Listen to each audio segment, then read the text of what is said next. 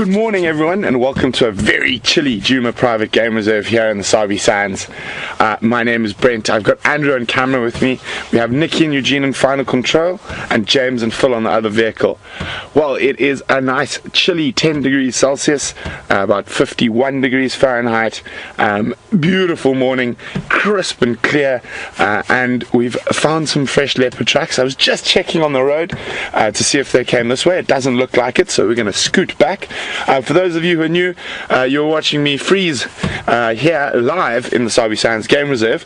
You are seeing what we are seeing at the exact same time wherever you are in the world. So welcome on the back of my game drive vehicle, and hopefully we can have a fantastic drive this morning.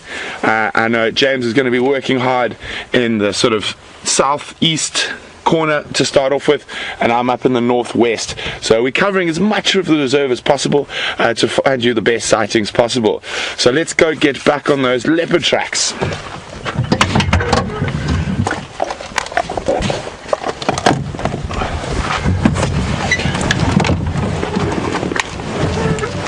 We are also live, as I said, live. We're also interactive. You can ask us questions about what we're seeing in the African bush while we move through it, and you can do that via email to email questions@WildEarthTV, or you can just use the hashtag SafariLive if you're on Twitter.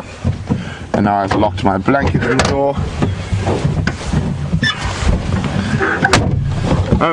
And thanks to all the guys who've been keeping a lookout on the cameras overnight.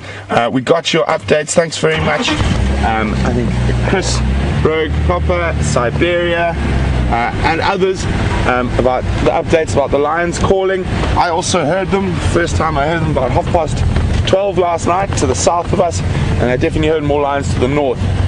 So that's why James is checking down in the south, and we're checking up here in the northwestern corner. Hopefully, between one of us, we're going to find something.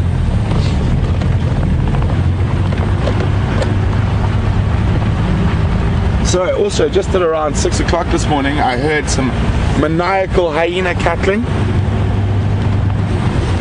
and what we saw from that maniacal hyena cackling is it looks like they've either killed or stolen a carcass, and they've dragged it back down towards where the den sites are. So we'll definitely have a look at that a bit later. I'll try to show you drag marks if it's possible, but it's quite a big animal judging by that, maybe an adult impala or even possibly a piece of a much bigger animal.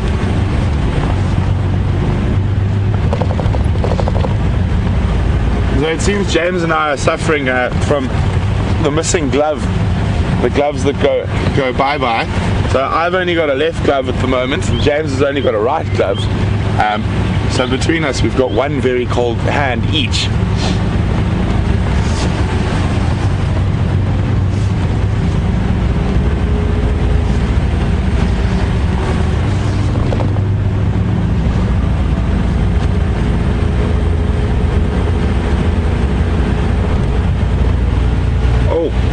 We have the sun popping up over the horizon.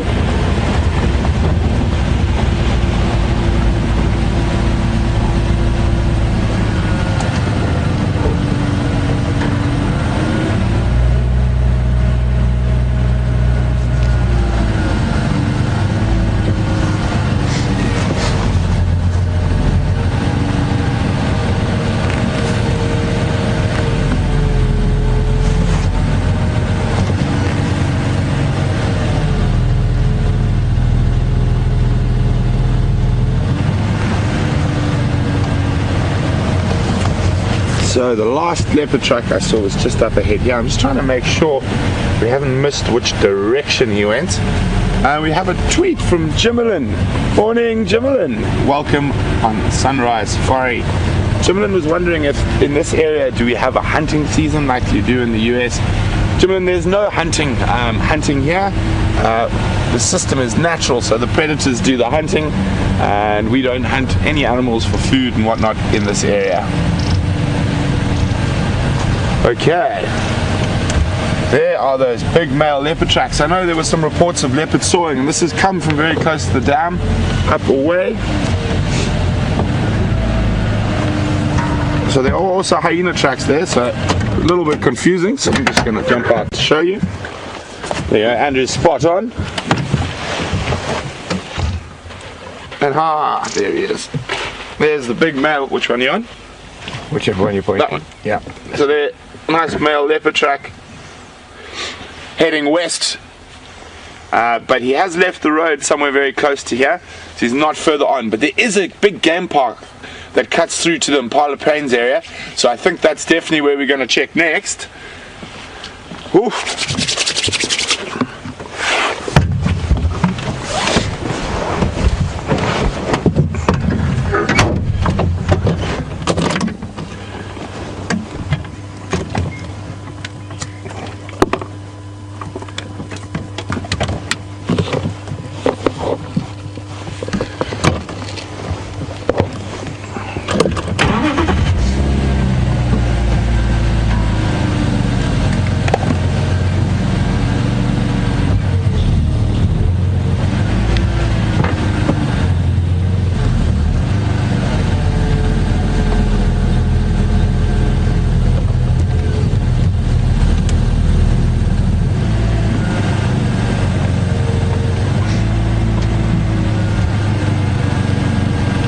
So it seems you guys have got the ears. Joanne in Arizona saying that they thought they heard leopard growling and hyena cackling around Djuma at about 2 o'clock this morning, and they thought it might be possible that the hyenas might have stolen the kill, and from the big drag mark I saw earlier, it definitely looks that way. Okay, so now he's trying to play silly leopard with me. So he goes off on this big game path, and now I see a single track coming back. But that looks quite a bit older, so I think he's headed down towards Impala Plains. So I'm going to actually go this way and around like that, and take the power lines. And that could give us a good chance, and it also give me a chance to show you this big drag mark that I've been talking about.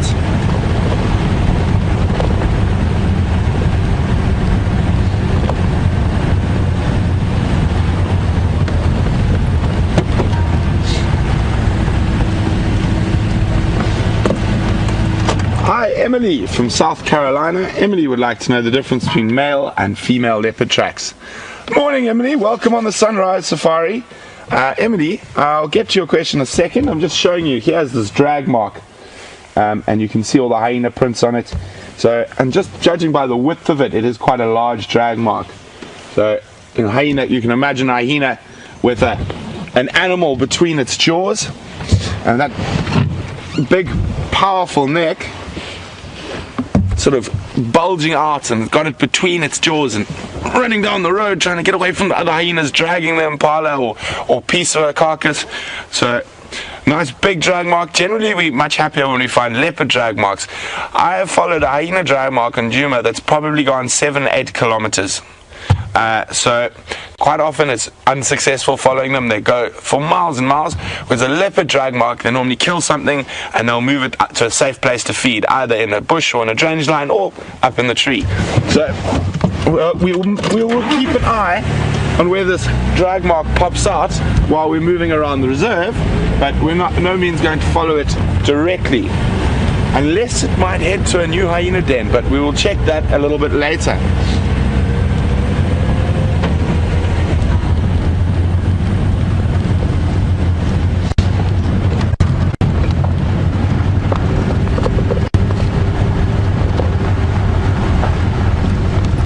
There's that beautiful African sunrise.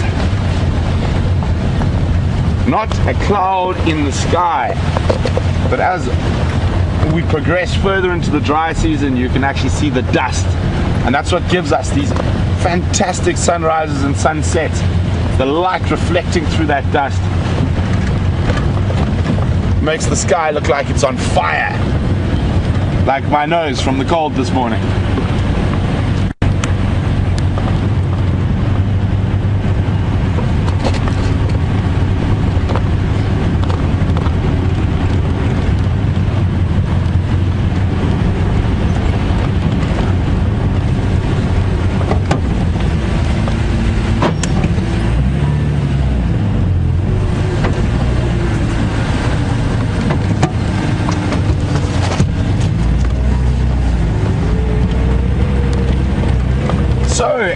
back to your leopard track question.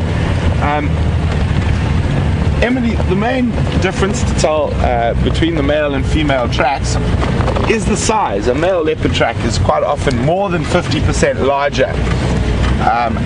Obviously when the male leopards are very young, sort of cubs, but even if we look if you've been watching for a while, a leopard that we have been seeing quite often, which is Shadow, which is a female, and Sindile, her young male cub, who's about 8.5–9 months.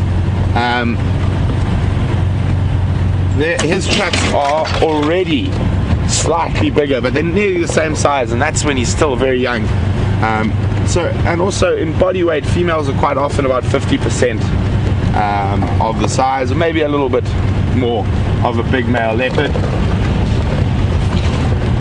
So the tracks are much, much bigger. I mean, for example, Shadow, who's got a particularly small track, if we look at my hand, Shadow's track is probably in length like that, and that's including the toes and the pad. And then you look at a track like Mvula or Tingana. I mean, their tracks are like that, closer to that of a lioness, but different shape and not as big.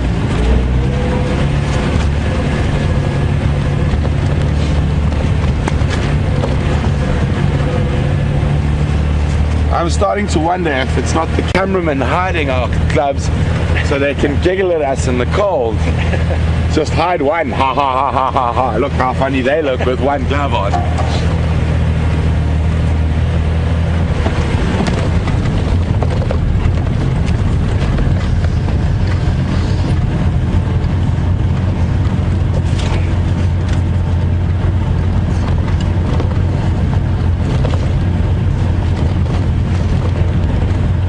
So that big animal path that we saw those leopard tracks leave on cuts sort of directly south. We're going to hope that that male leopard pops out here.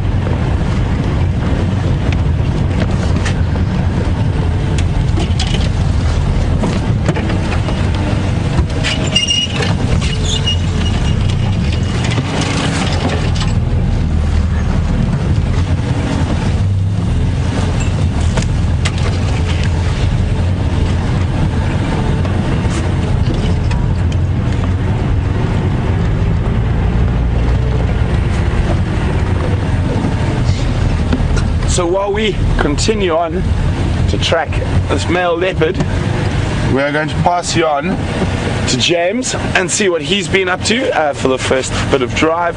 So have a fantastic time with Jamesy, and we'll be back with you a little later.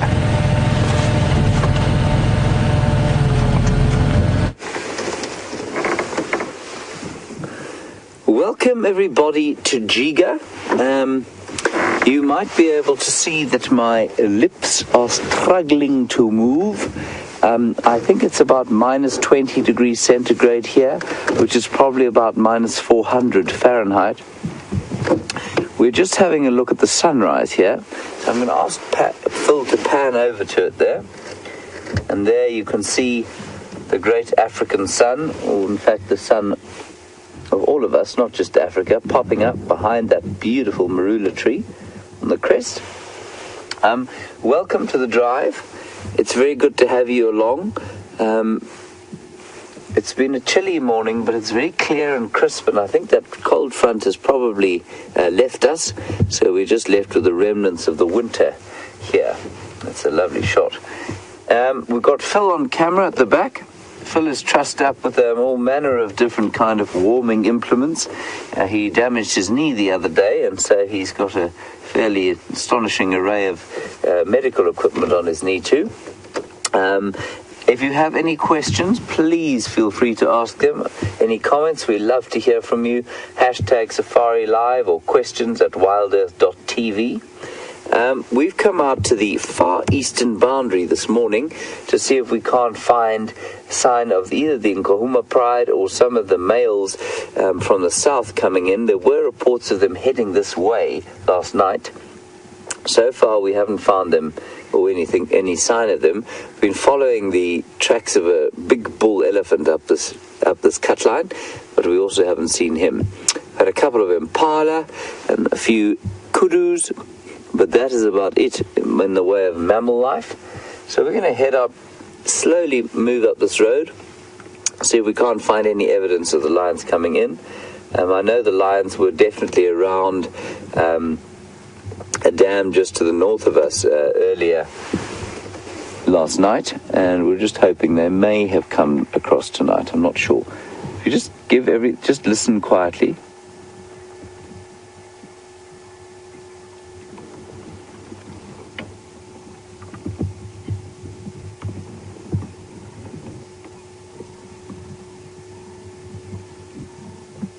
You hear a turtle dove calling.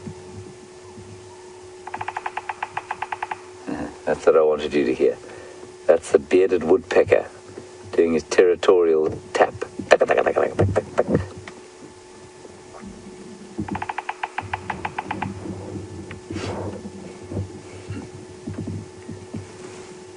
He's found a hollow branch and he's making his territory known to all the others around the place. Right, so we're going to head off slowly up the road here. Keep checking if we can see any tracks, especially of the lions. You may be able to see, Phil, if you focus on the road just above us, in front of us, you can see on the left-hand side there, you come down a bit, there we go, yeah.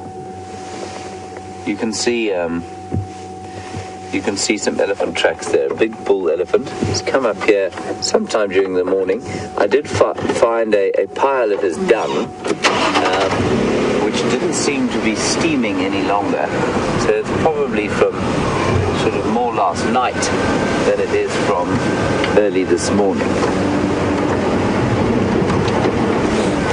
But let us live in hope. Also tracks of a honey badger going up the road. I believe the irascible Brent is chasing up some leopards and lion, at least hyena drag marks. Sounds very exciting. So then any luck he'll find them.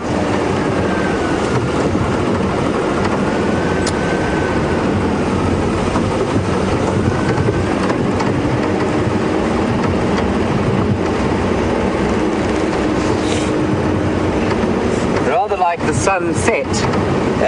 I never get bored of the sunrise. It's always such a privilege to see.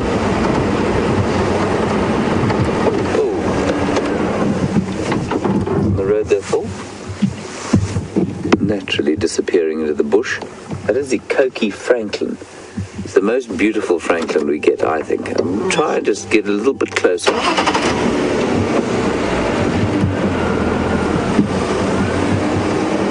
There he goes. Got him there? Yeah. Just look at his golden head, which he ducks down when he moves. He knows he's being followed, you see.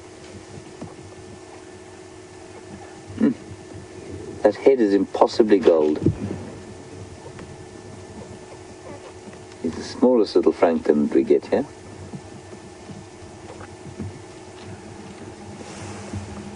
Not much of a meal for any predator.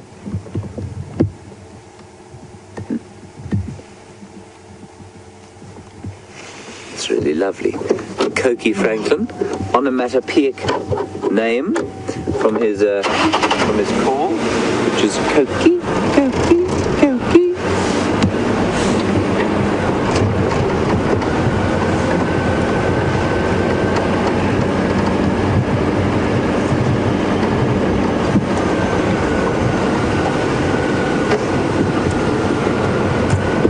Some dove tracks on top of the elephant, so it's unlikely that the elephant was too recently.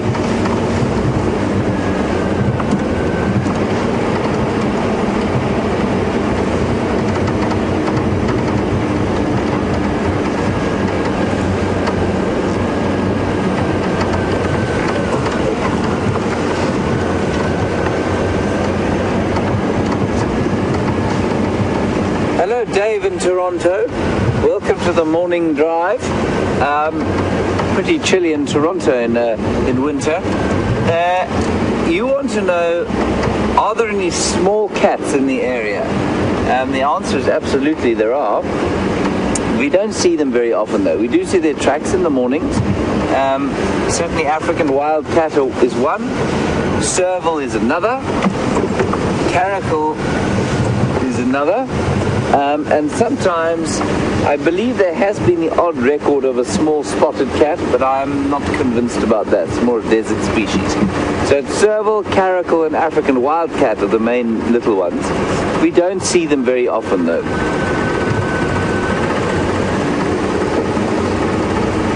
But certainly if we do see them, we'll be very excited to show anybody.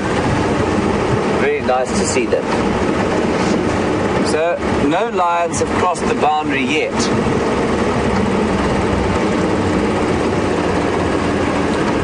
Although, I say that, there is a lion track on the road here. But it's about the same age as the Jurassic period.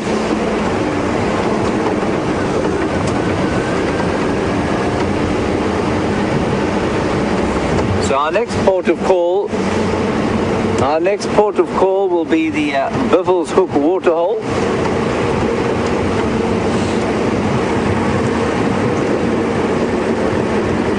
See if anything's popped in there during the night.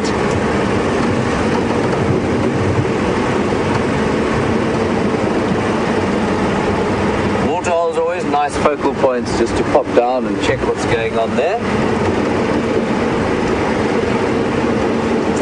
And also no further sign of the dogs that we had the other day,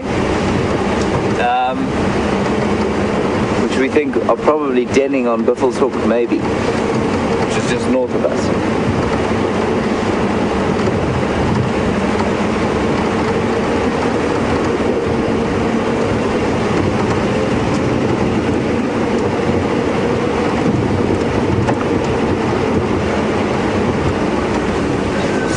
Down here, there's a lovely shot of the sun bathing the Lowveld as it comes up.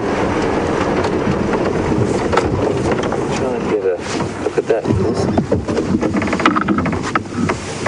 and you can look down over this valley. I mean, valley is a strong word for what we're in. The Lowveld is generally rolling hills with the odd koppie, which is a rocky outcrop. And that's a really nice view down over the rolling hills of the Lowveld. Off to the mountains in the far west. I can see the final control from here. Just give Nikki a quick wave. And Eugene, the inimitable Eugene, returned from space safely yesterday via parachute, having fixed whatever technical difficulties there were. That's a really pretty sight, that. Good place to sit and have a morning coffee. Fortunately, we need to find some animals, so we won't have too much coffee just yet.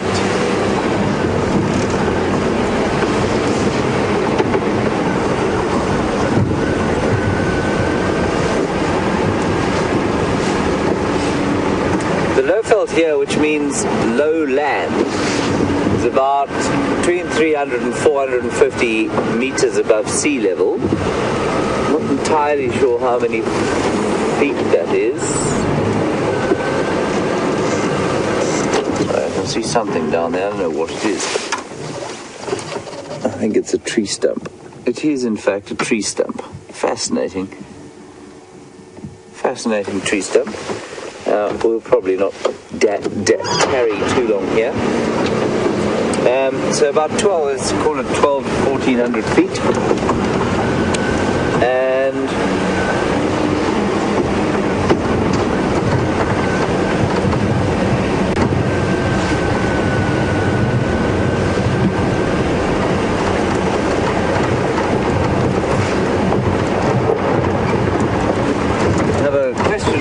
in Ohio. Welcome to the morning safari, and thank you very much for your questions. A good one.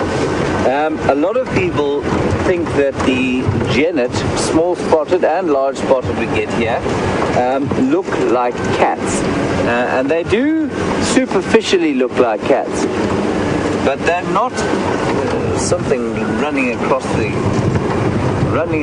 road there. Unfortunately, not being chased by a pack of wild dogs. Deb, to get back to your question, superficially genets look like cats, absolutely. But they are not.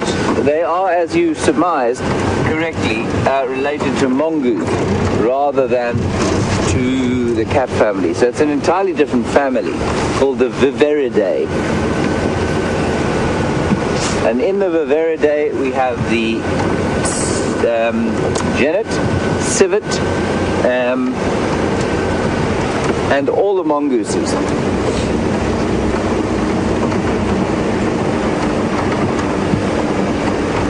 Apparently they're actually more closely related, the viverids are more closely related to hyenas than any other carnivore we have here.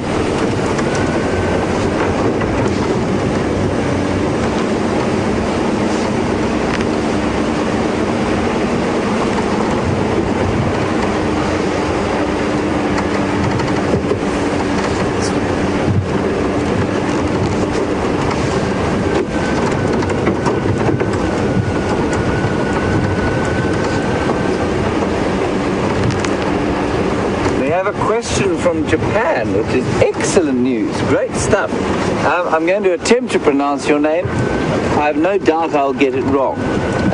Tatsuya, that's how we've got it here. I hope that's correct. If not, feel free to tell us it's not. You'd like to know, how do sort of prey animals detect their predators?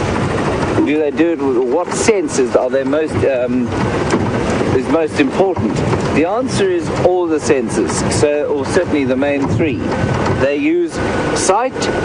Animals here have got very acute hearing, and they've also got very acute olfactory or smelling senses, and they use all of them dependent on the conditions of the day. So if you're a kudu and you want to avoid being murdered by a lion, and you live in quite thick bush and it's a windy day, you're going to use your ears extensively. But with the winds blowing too strongly, you're going to use smell and sight more, because the sound will obviously be made difficult by the wind. Great question. Keep them coming from Japan.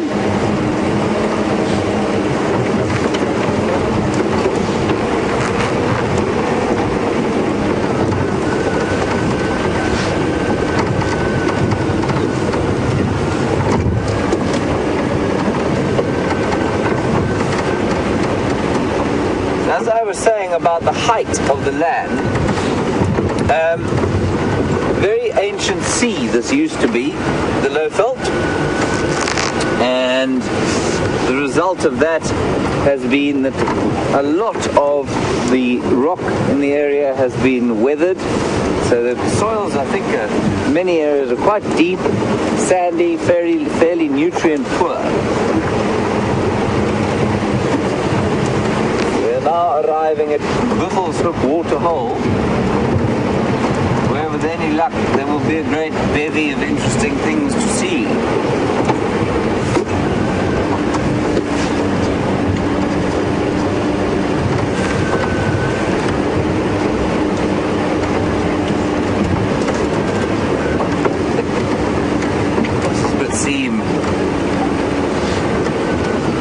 It would seem that things are not very thirsty this morning, except our poor lonely hippo.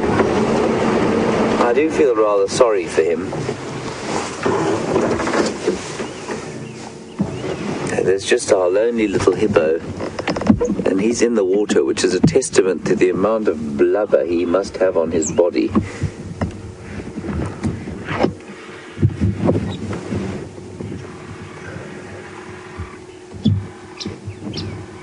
He's coming into shot now.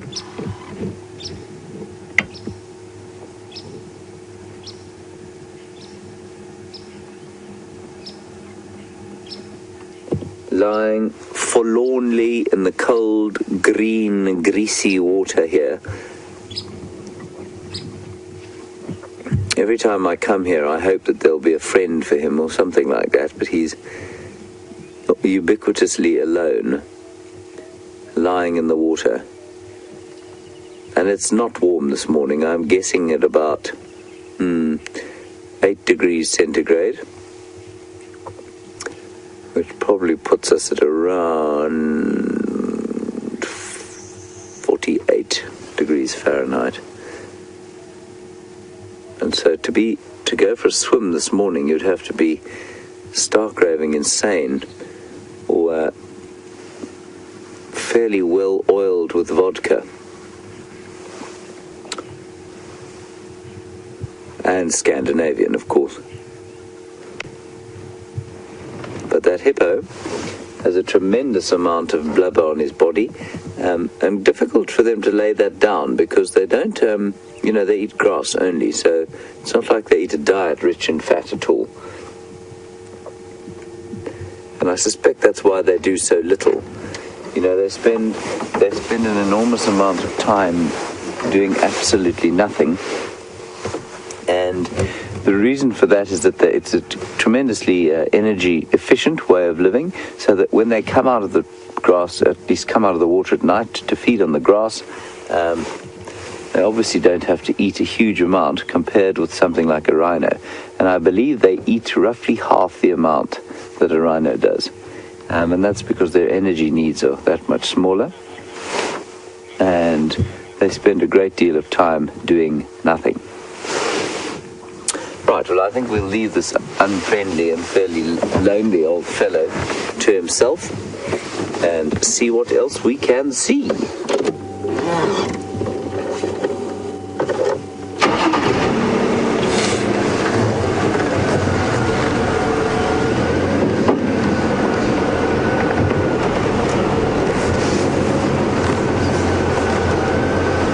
From the power line, so if you want to do that, and then I'll just double check all these lines.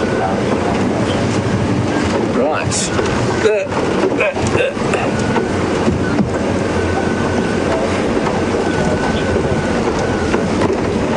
I think we're going to go back out onto the northern boundary there so that I can have a look and see if any of the tracks have come out still. I don't want to go too far into the central areas without checking what may or may not have come out.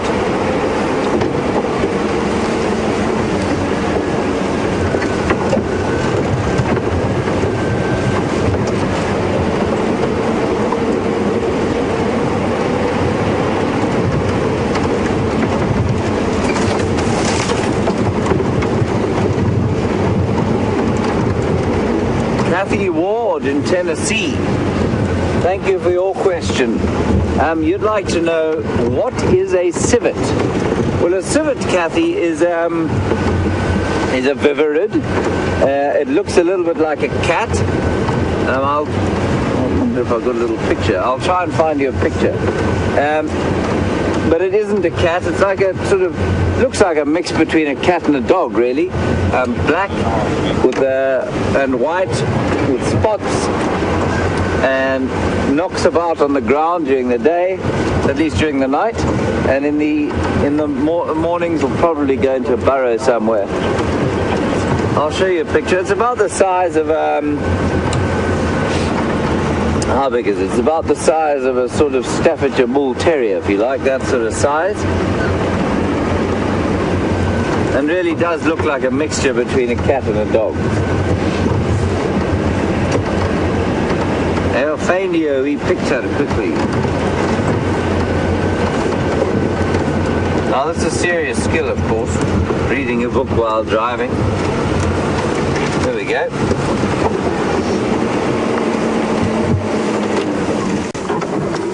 So Kathy Ward of Tennessee, let me just remove the mitten part of this glove. That is a civet there. And you get a few different kinds of civets around the world. The only one we get here is called the African civet. Looks a bit like a raccoon, I suppose. And it'll eat anything. It's got a fairly omnivorous diet. It'll eat various bits and pieces. And then there's one other that looks it's not related at all to a raccoon, no. And then the tree civet is another one that you get in Africa, which is not pictured here. And the tree civet is a similar looking species that climbs trees, funnily enough. That's why it's called a tree civet. And there are also civets that you get in Asia, and unfortunately they have copped a horrible beating from poachers who use their pelts for various kind of sort of exotic clothing. So that is the civet, Civetta civetta.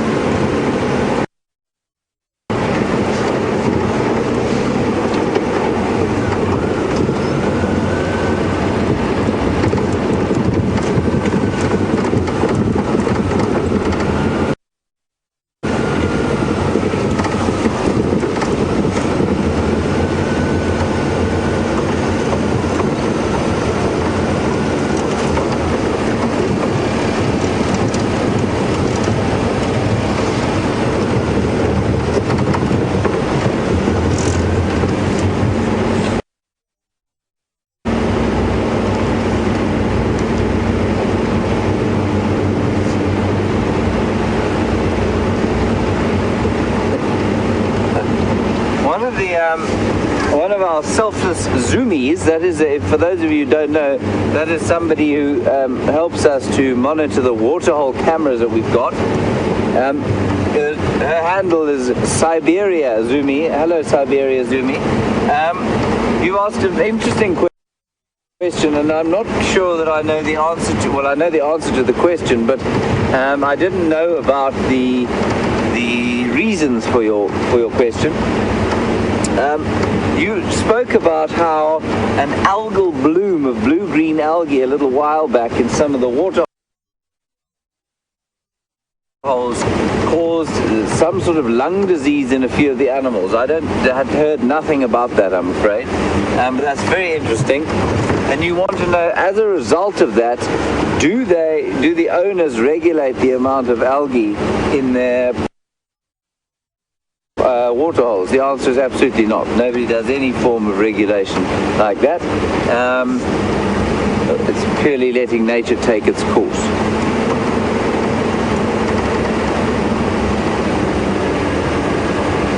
Here's a leopard track. Large female leopard track.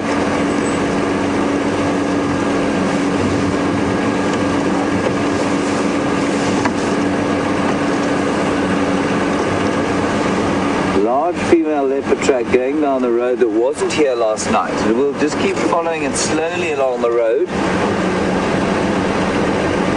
They don't look that fresh, to be honest.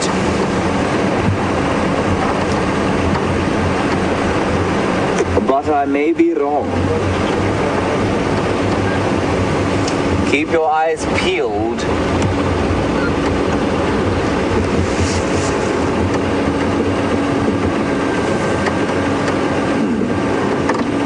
Still here. Let's drive up onto the crest here.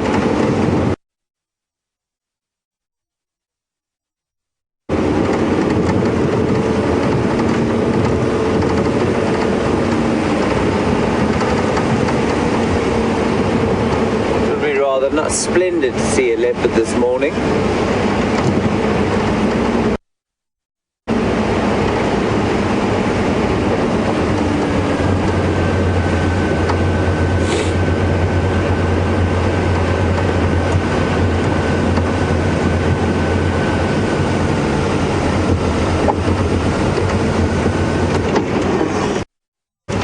To stop the vehicle here, have a listen and warm myself while I answer this next question.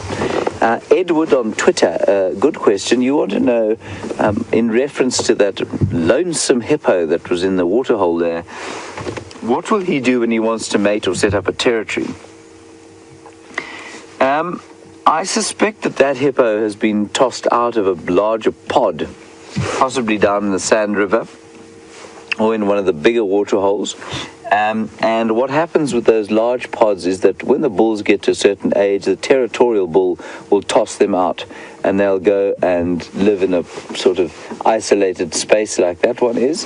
When he is big enough and old enough to set up a territory of his own, he won't try and attract females there. What he will do is he will go back to probably where he was born, so either one of the bigger dams. Sorry, I thought I heard something there. Or he will go down to the river. The Sand River is the closest, about 3 kilometers as the crow flies, and try and set up a pod there. So he'll try and find some cows there and separate them from the bull, or he might even challenge one of the territorial bulls. But until he's big and strong enough, he's going to live a lonely existence where he is there. Sometimes the bulls set up little bachelor groups, and that's obviously a more social way to live. But he's been ostracized and is on his own, poor little fellow. Oh, big fellow. Leopard tracks are still on the road here, so we're going to continue down and see what we can find. Always a good idea just to check down the road, see if she isn't wandering.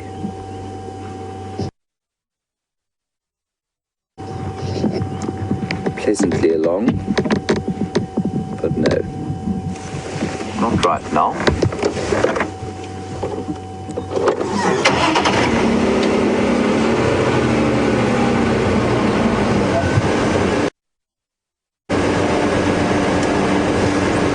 Right, we're going to go back to Brent while we look after these leopard tracks and see where they go. Brent, I'm sure he's got some interesting updates for you, and we'll catch you a little bit later.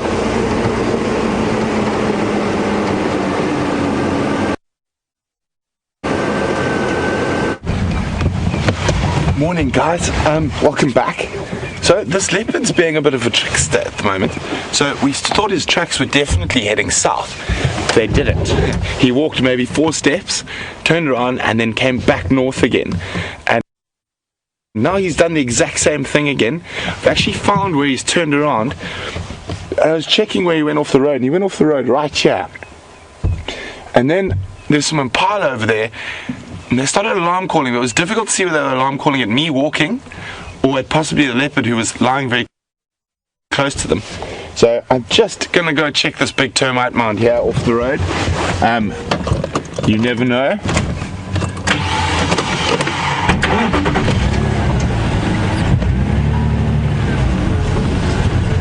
So the impala were just over there. I was walking over here, and then the first alarm call went, and what might have happened is that the leopard might have seen me and sat up on the termite mound or something like that, and given away his position. I'm just going to have a quick look, because if I was a leopard after a cold night like that, and I might think about stopping on a termite mound just like that one to catch the morning sun.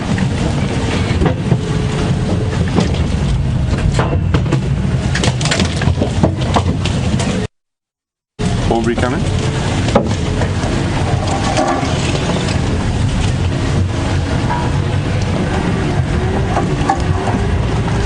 Orbs, those in Kwanzaa turned around again, came back south for a short while, and then and then head sort of southeast into the block towards Shortcut. I heard some mala alarming in the block. I'm just checking one big shundulu here, and then I'll move around again towards Shortcut.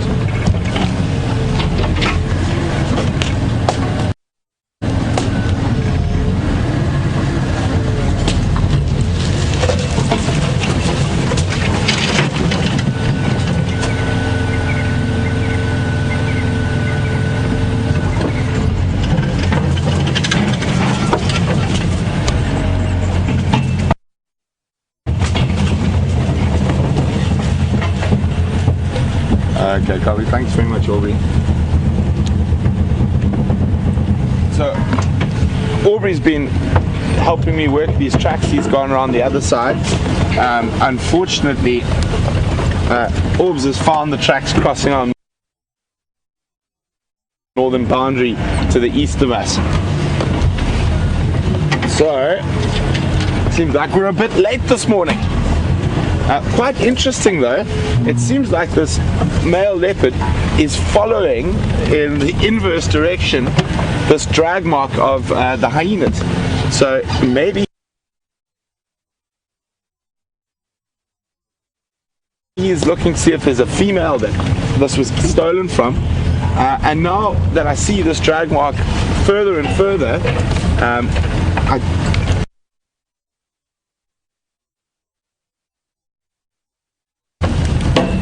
possibly think that it might have been a different hyena argument and growls we heard around the dam on the camera. So I'm definitely going to go back and have another look there, because we're probably about 2.5 or 3 kilometers now from the dam, and I don't know if we'd be able to hear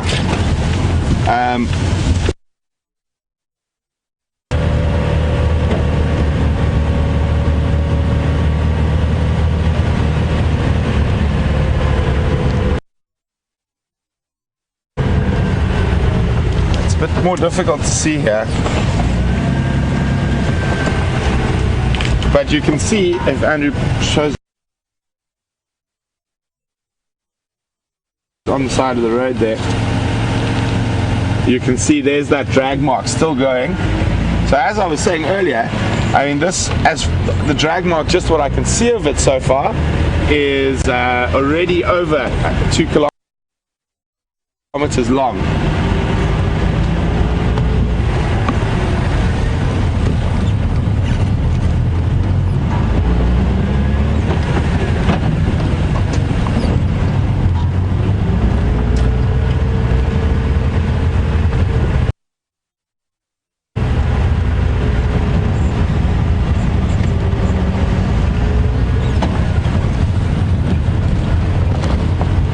Well, that's how it works in the bush. Can't win them all. So I'm definitely going to go follow up on those other hyena we heard, that you guys might have heard during the night closer to the dam. See if there's any tracks there.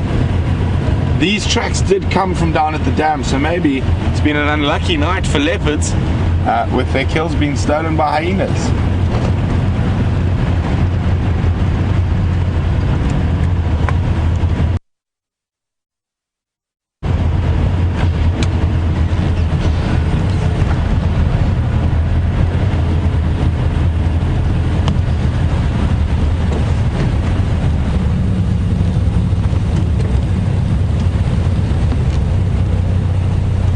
Hi Kathy, welcome on the Sunrise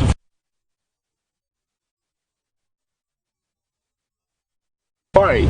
Kathy is wondering what most of the places here heat with. Is it gas or electricity?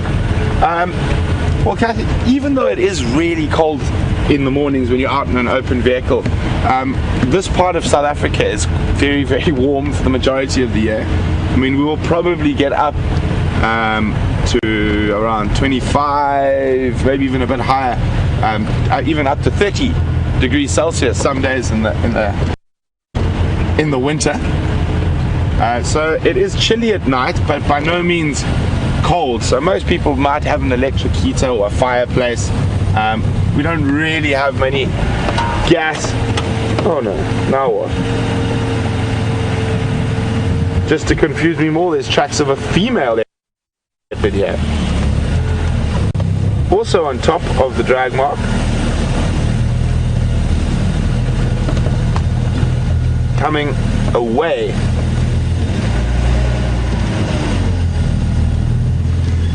Let me just have a quick look at what's going on here. So this is proving to be quite an interesting morning of tracking, just because there's quite a lot going on. You've got the drag mark, you've got a male leopard following the drag mark.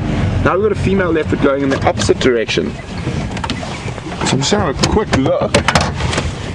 If you guys see me, it's an old habit I do, is I drag my foot behind the base of the track, and that's when you're working with another person, so they know you're still on the track and they can check to see if the tracks have veered off in another direction.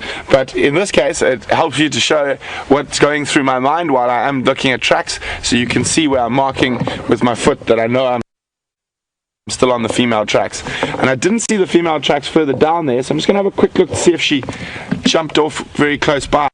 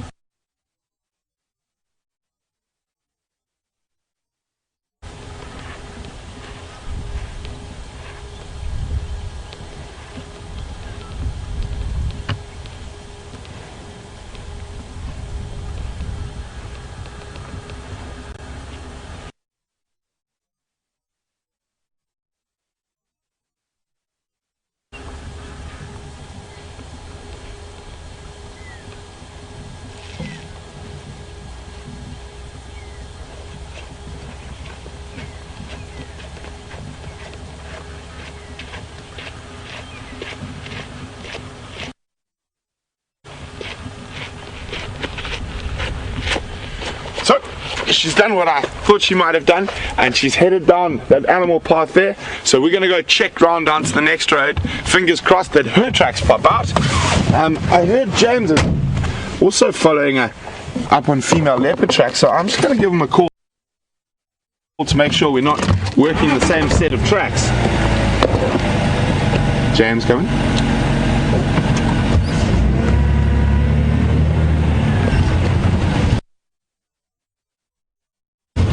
James, apparently you're also following up, sorry, I was following male leopard, they've crossed north, but now I'm on female leopard tracks. Confirm which area you've got the other female leopard tracks in.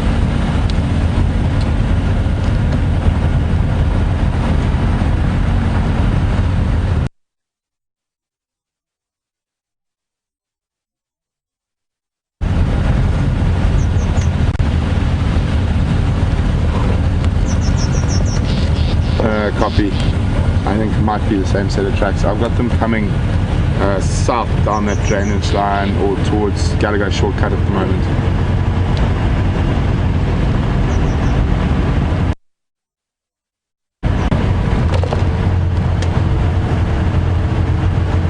Copy, thanks. What's Cass?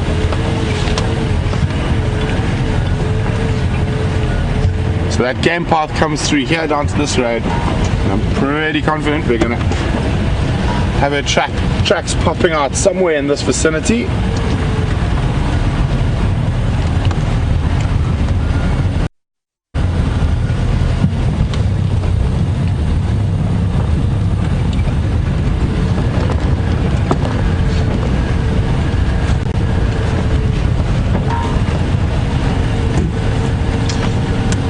Hi Diane, welcome on the Sunrise Safari. Diane said that the hyena drag marks might lead us to the new den site. That's correct, Diane. I did say that a little bit earlier this morning, and we're definitely going to check on it once it's a bit later in the drive. At the moment, we want to be, while it's still cool and the cats are moving, we really want to try and make sure we're on cat tracks, because there is a chance we'll bump into them walking on the road. So we will definitely follow up on that drag mark at some point today, maybe even after drive we'll take a walk on it, but we will definitely try to see if that does lead to one of the old den sites that might have become active again, or the new den site.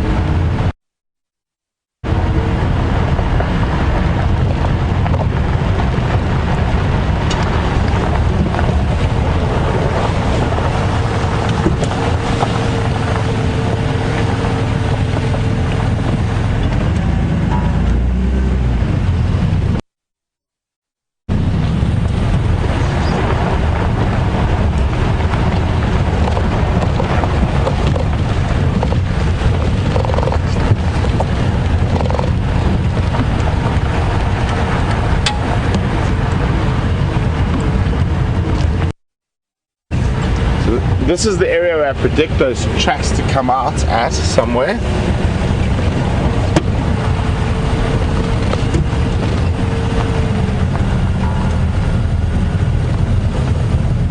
But just checking very carefully.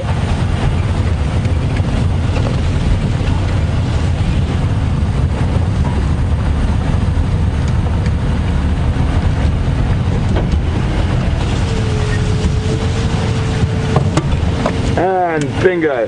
So the tracks have come out here off onto the road. So we're going to cross across to James while I try to figure out which direction, where she's going, and hopefully exactly where she is. So we'll be back with you a little later in the drive.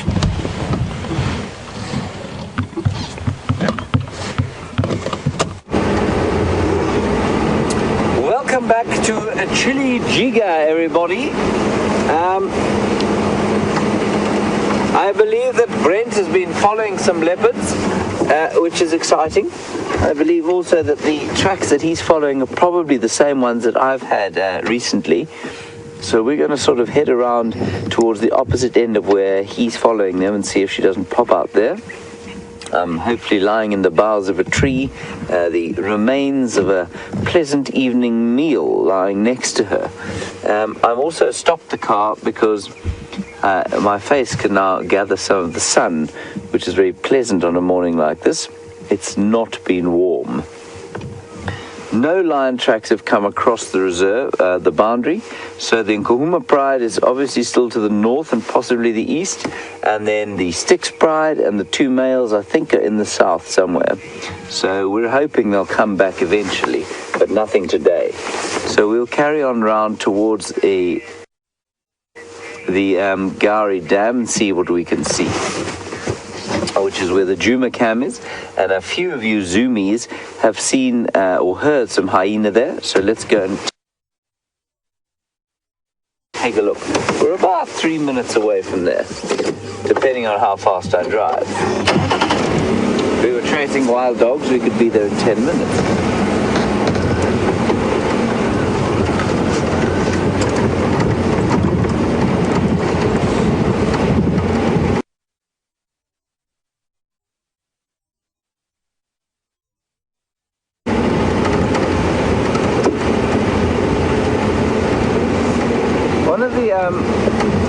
You've all watched Brent doing his tracking, and you've watched me do a bit of it, and Scott as well. And one of the traditions of this area, and that's come about as a result of photographic ecotourism, and to a certain extent hunting, but mercifully not too much of that. It's because that's such a popular animal for the photographic tourism industry. And so that's the tradition that Brent, Scott and I learnt in. Brent is pretty skilled, Scott's pretty skilled, and I've certainly spent a lot of time on foot out here. And we've had some of the best teachers possible in the Shangaan trackers of this area.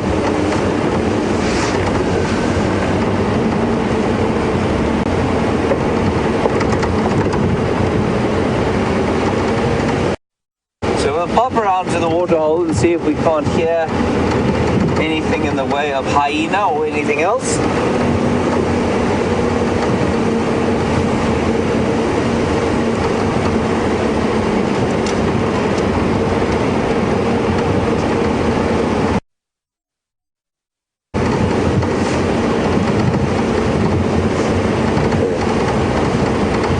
On Twitter, you ask an excellent question. Thank you for it. You want to know, would a leopard ever try and re-steal its kill back from a hyena? The answer is yes. If the opportunity arose, it would, but it would do it very carefully. Oh, there's a beautiful shot of some bushbuck there. We don't often see bushbuck here. Oh, that's lovely.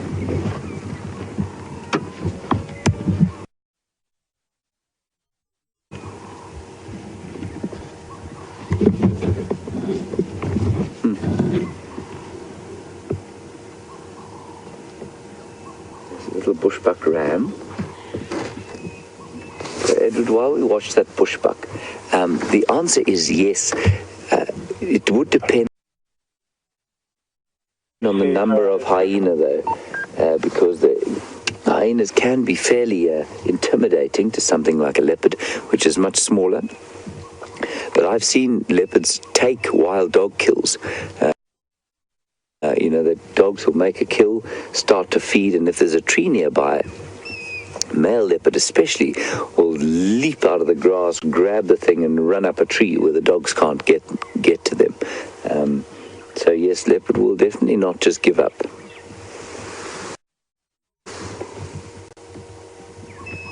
So that's the smallest of the spiral-horned antelope or tragelaphid species that we get here. And the next up are the kudu, and then at least of the nyala, and then the kudu, and then sometimes, very rarely, the eland. Very nice. Right, we're just around the corner from the waterhole, so we'll see what's there and have a listen while we're there too.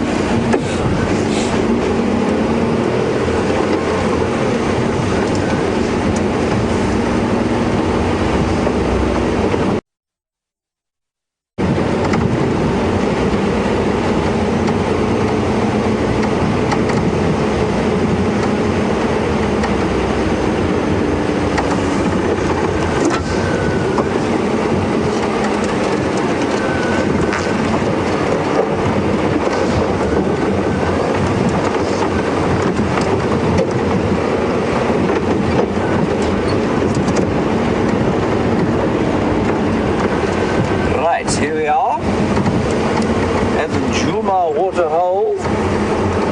We'll wave at the camera. And we're just going to stop and have a listen here. Because apparently there were some sounds of hyena calling from here.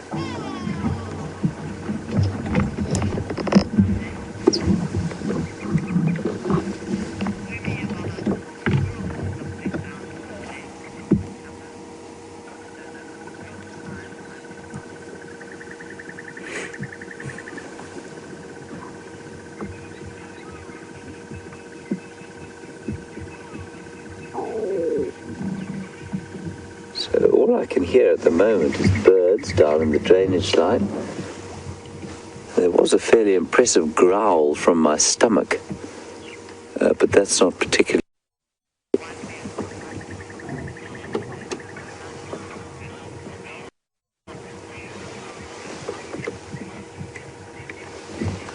So not a lot going on here. I think we'll press on slowly. I can't hear any hyena. So what we're going to do is now head down towards the southwest, towards Treehouse Waterhole, and see what we can find there. Just very lovely sounds all around it. But let's have a quick listen. Phil, can you point the microphone down the drainage line there? And let's see. I just want to try and identify some of the birds that are calling.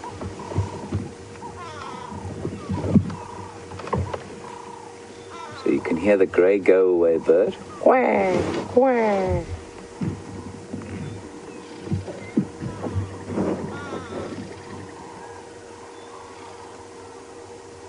You can hear the ring-necked dove.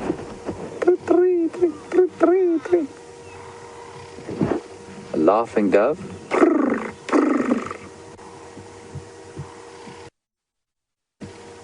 White-browed scrub robin. I would whistle its call, but my lips are too cold.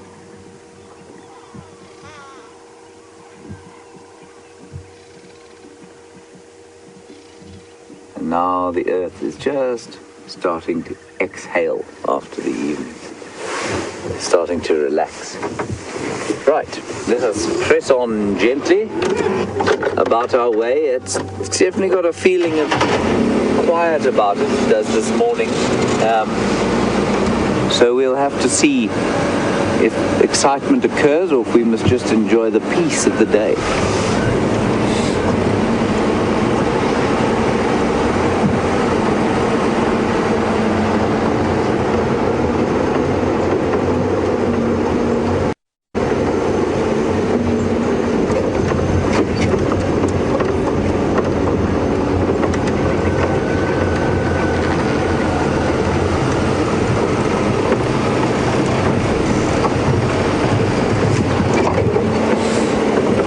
Right, we're going to go across to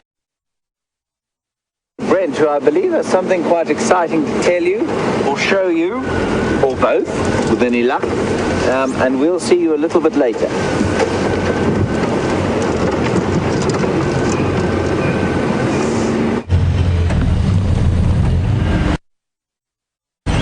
Welcome back. We've decided to come check those hyena dens, and there's no sign of the drag marks coming out here. The last drag mark was sort of about 900 meters to my north here. So we're going to start down here at the Filament Dip den site. So I'm just checking very carefully. Doesn't look like anything's being dragged in here yet, but always worth a squiz.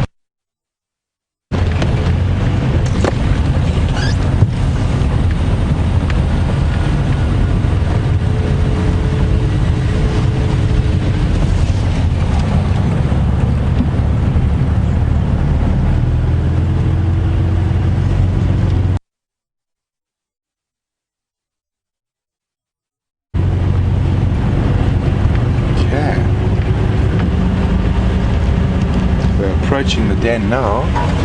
Let's keep a lookout, see if anyone can spot anything. I hope your eyes are peeled, guys. I'm not seeing anything yet, but that doesn't mean no one's at home.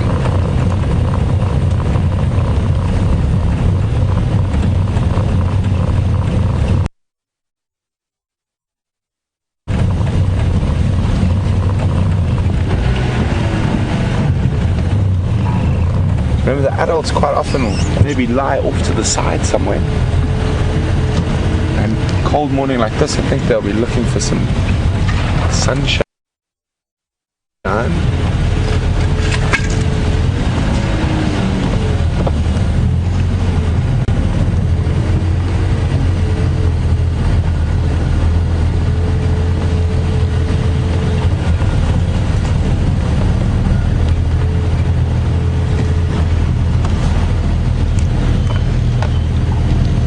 James was on Gallagher shortcut, heading sort of south towards the drainage behind Gallagher camp.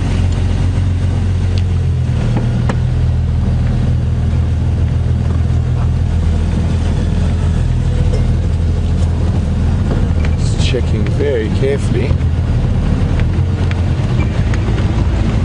But I'm not seeing anything, but there definitely looks like there's been some new movement. There's quite a lot of tracks around.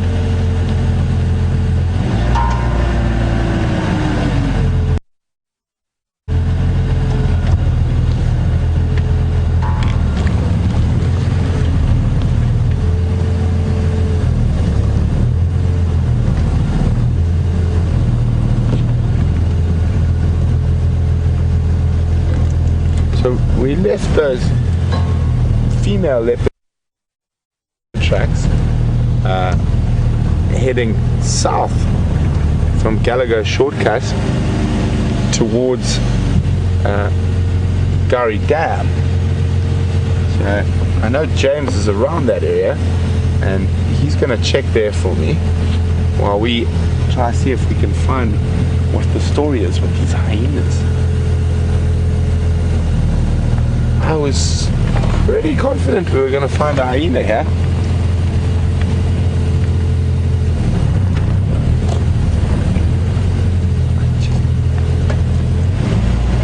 Listen, see if we can hear anything.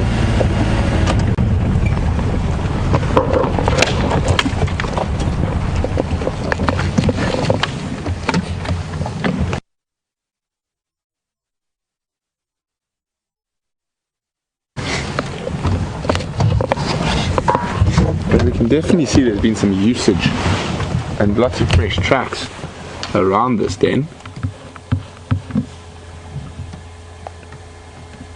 Maybe we're a little bit late. Gone to bed already. Been a busy night.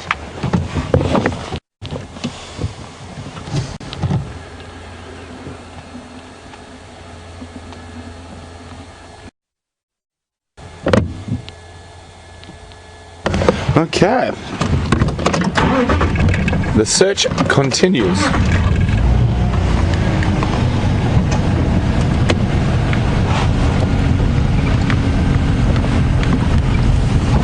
So I'm going to head back towards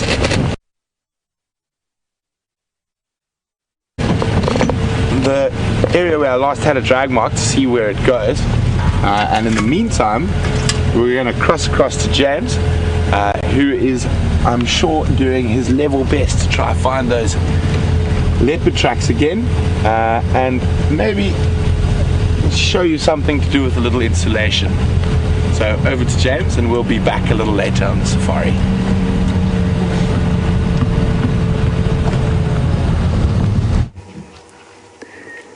So there, welcome back again. A short stop with Brent, who I believe went to a hyena den, and the hyenas had gone back inside it. Sorry about that.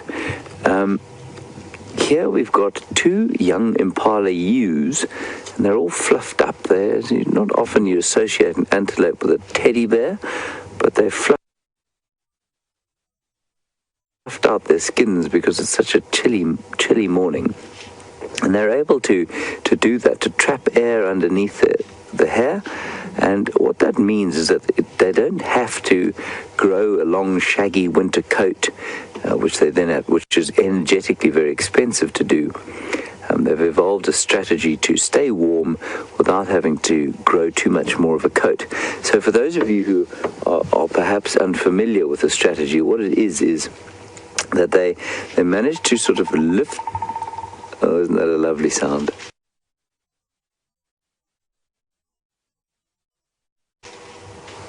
That's a bearded woodpecker just close by.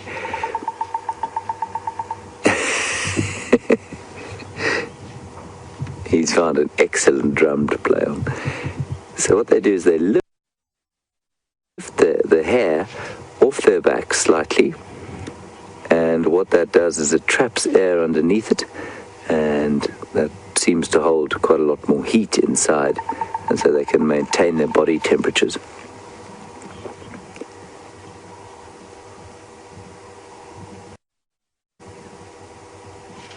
It's very unusual to have them so close to us. I mean, they're not.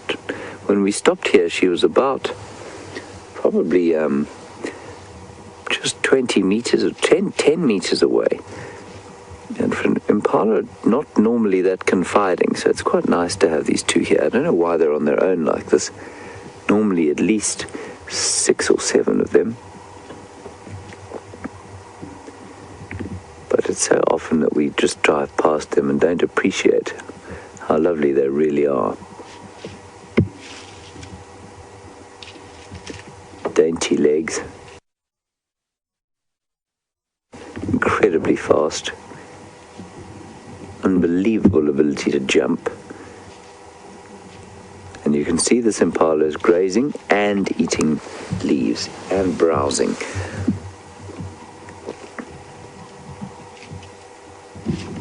And half of what makes them so successful is that they can eat just about anything.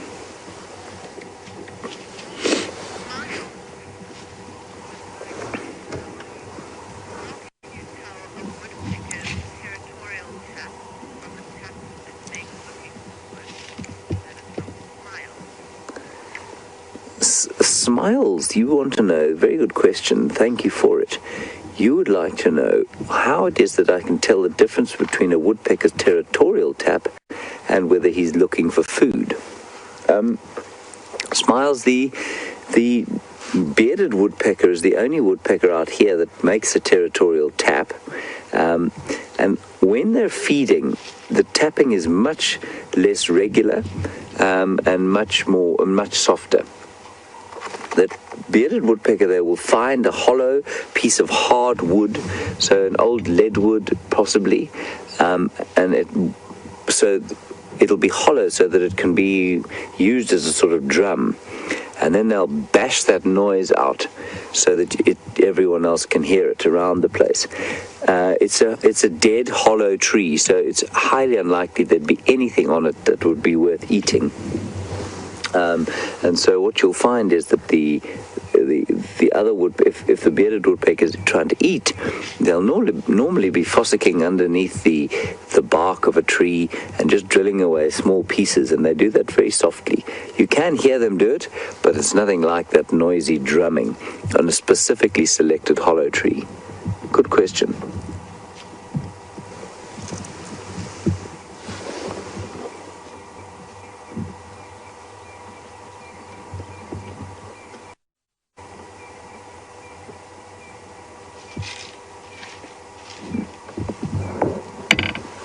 I really enjoy impalas.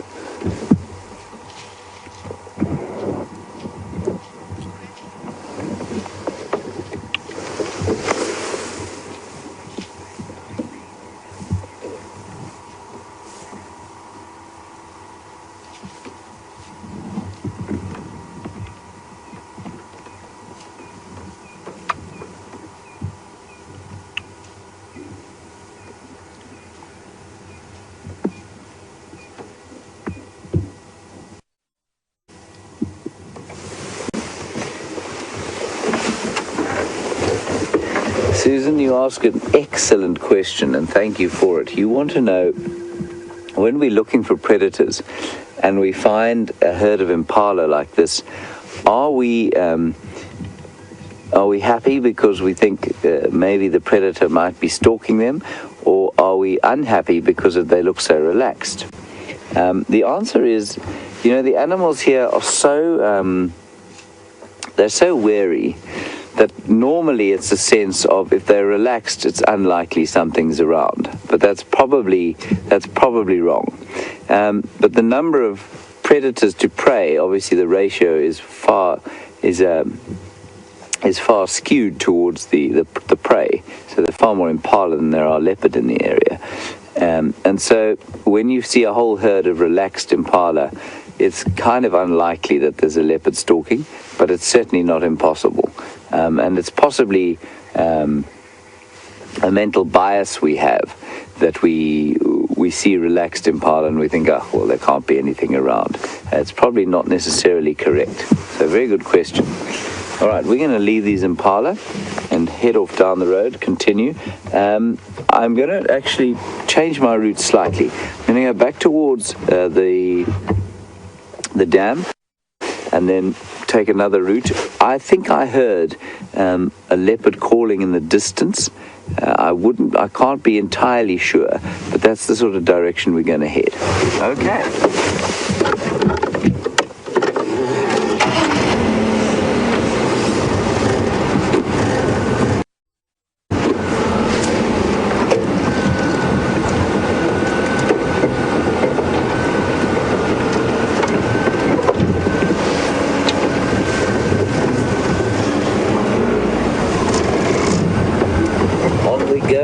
Quest for excitement and beautiful animals.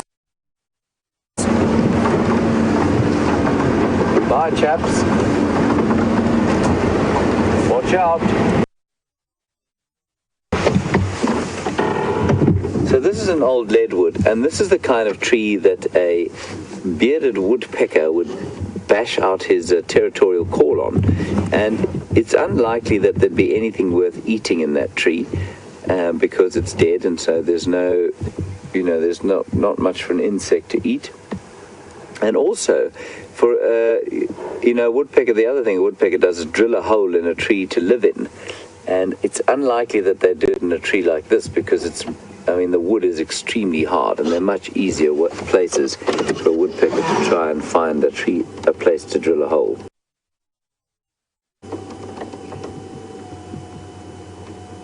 Extremely dense, that wood.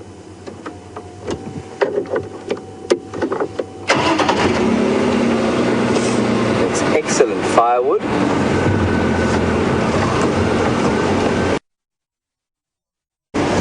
Mostly it just makes excellent decoration in the bush, especially.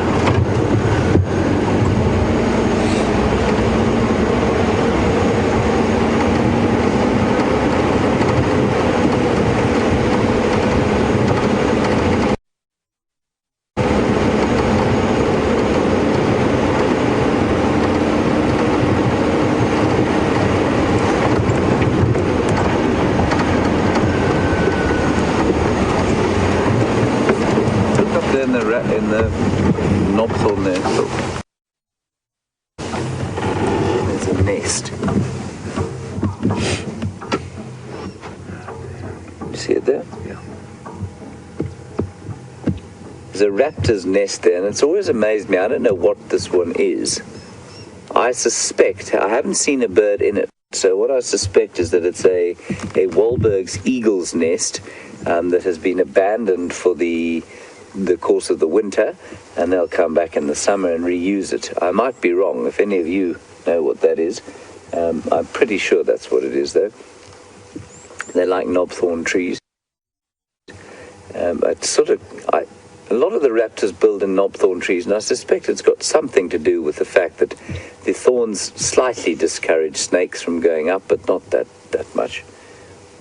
But it always amazes me how incredibly uncomfortable they look. If I was a small chick born into this harsh world, I'd hope for a slightly softer landing than a couple of spiky sticks to lay me head on.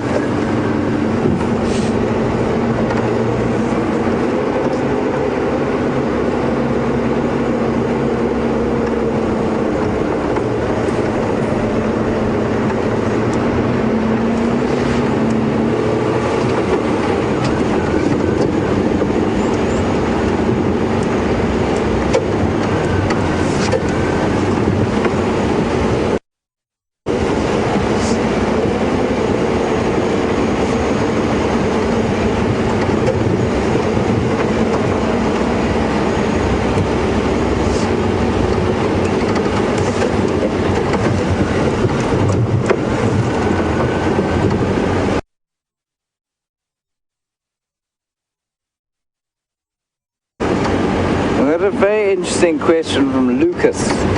Lucas, I'd love to know where you're from in the world. So if you could send through, tell us where you're from, and give me a bit. It'll give me more of an idea of how to answer this. But I'm going to answer it anyway. There are a number of things in South Africa that we tend to consider delicacies, or some form of traditional food, that people in other parts of the world are astonished by. Before I get onto the biltong, Lucas asked specifically about biltong.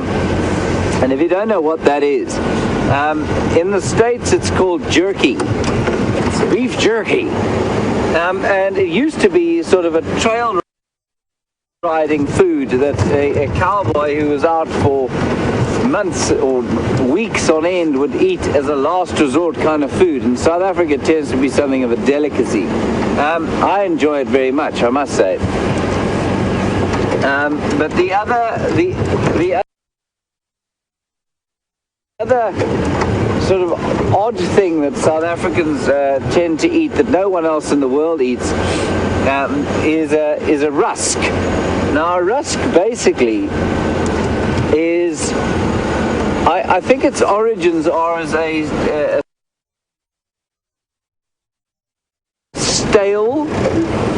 stale form of sweet bread, basically, with a consistency of leadwood, so that it is impossible to consume unless you have dipped it thoroughly in whatever hot beverage you're drinking.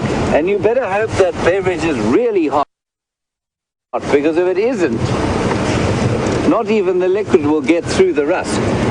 The Italians came up with something a bit more sophisticated and easier to eat called a biscotti, but the rusk comes from, I think, the Great Trek, if I'm not mistaken, where the Boers were traveling about the place in their ox wagons and weren't availed of much in the way of kitchens. And so they made this kind of dense, hard, stale, sweet bread. And that's what they kind of nibbled on throughout the day. Now, I don't think it's much surprise that most of them had lost their teeth by the time they were put in the ground.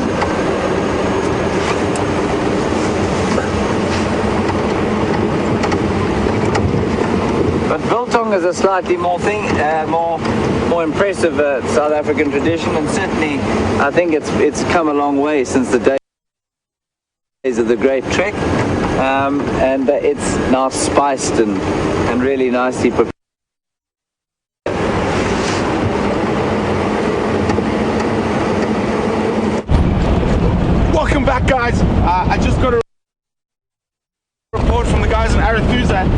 that the wild dogs have made a kill right in front of the lodge. So I'm trying to get there as fast as possible at the moment, so just hang on. Andrew, a couple of times on these big Arethusa bumps, but we're nearly there.